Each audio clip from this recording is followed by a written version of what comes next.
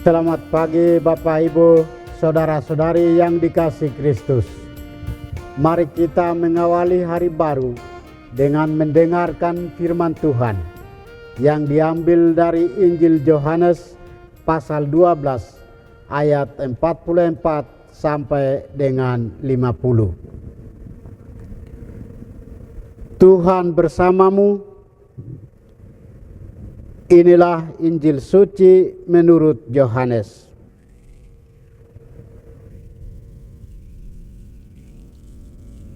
Sekali peristiwa, Yesus berseru di hadapan orang-orang Farisi yang percaya kepadanya. Barang siapa percaya kepadaku, ia percaya bukan kepadaku, tetapi kepada Dia yang telah mengutus aku. Dan barang siapa melihat aku, ia melihat Dia yang telah mengutus aku. Aku telah datang ke dalam dunia sebagai terang, supaya setiap orang yang percaya kepadaku jangan tinggal di dalam kegelapan. Dan jikalau seorang mendengar perkataanku tetapi tidak melakukannya, bukan aku yang menjadi hakimnya, sebab aku datang bukan untuk menghakimi dunia, melainkan untuk menyelamatkannya. Barang siapa menolak aku dan tidak menerima perkataanku, ia sudah ada hakimnya, yaitu firman yang telah kukatakan. Itulah yang akan menjadi hakimnya pada akhir zaman. Sebab bukan dari diriku sendiri aku berkata-kata, tetapi Bapa yang mengutus aku. Dialah yang memerintahkan aku untuk mengatakan apa yang harus aku katakan dan aku sampaikan. Dan aku tahu bahwa perintahnya itu adalah hidup yang kekal. Jadi apa yang aku katakan, aku menyampaikannya sebagaimana difirmankan oleh Bapakku kepadaku. Demikianlah sabda Tuhan. Bapak Ibu, saudara-saudari yang dikasihi Kristus, tema kita hari ini adalah Lux Mundi. Yesus adalah Lux Mundi, terang dunia. Bila sang terang itu masuk dan menyinari hidup kita, maka akan tampak kehinaan-kehinaan yang ada di dalam diri kita. Karena terangnya, kotoran-kotoran yang ada juga semakin tampak. Hal itu justru memudahkan untuk membersihkan kotoran-kotoran tersebut. Percaya kepada Yesus berarti membiarkan Dia menguasai hidup kita dengan terang sabdanya. Mari kita giat menolong sesama kita untuk menemukan keindahan-keindahan hidup dalam Yesus yang adalah terang dunia, Lux Mundi. Menolong mereka supaya mereka merelakan diri dibersihkan agar keindahan hidup mereka semakin tampak. Yesus adalah sang terang dunia dan abadi. Dia selalu menerangi umat manusia dan alam ciptaannya sepanjang masa. Dalam sebuah pertemuan dengan anak-anak, diajukan sebuah pertanyaan, siapakah Yesus? Jawaban harus sesuai dengan profesi atau pekerjaan orang tua masing-masing. Ketika pertanyaan dinyatakan kepada anak yang orang tuanya seorang hakim, ia menjawab, Yesus adalah hakim yang adil.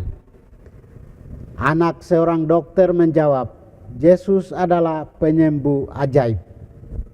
Anak seorang konglomerat atau penguasa menjawab, Yesus adalah penguasa dunia yang membebaskan dan menyelamatkan. Anak seorang kaya menjawab, Yesus adalah orang kaya yang murah hati dan suka membagi. Seorang anak karyawan PLN menjawab, Yesus adalah terang dunia dan abadi. Seorang anak pelayan umat menjawab, Yesus adalah Imam Agung, pewaris ulung yang sejati. Dia adalah sang bijaksana. Dia mengutamakan yang miskin, kecil, dan menderita dan lainnya.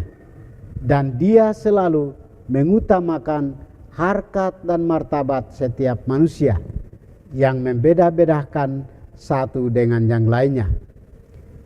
Saudara-saudari terkasih, jawaban anak-anak di atas benar, tapi jawaban yang pas mengena untuk Injil hari ini adalah jawaban dari anak karyawan PLN. Yesus adalah terang dunia dan abadi. Terangnya menghalau dan menghancurkan kegelapan dan menyeri lubuk hati sang hakim yang sok adil, yang mencari celah hukum untuk membenarkan yang salah dan menyalahkan yang benar. Yesus adalah terang yang menyari hati para dokter untuk tidak pilih kasih dalam melayani pasien.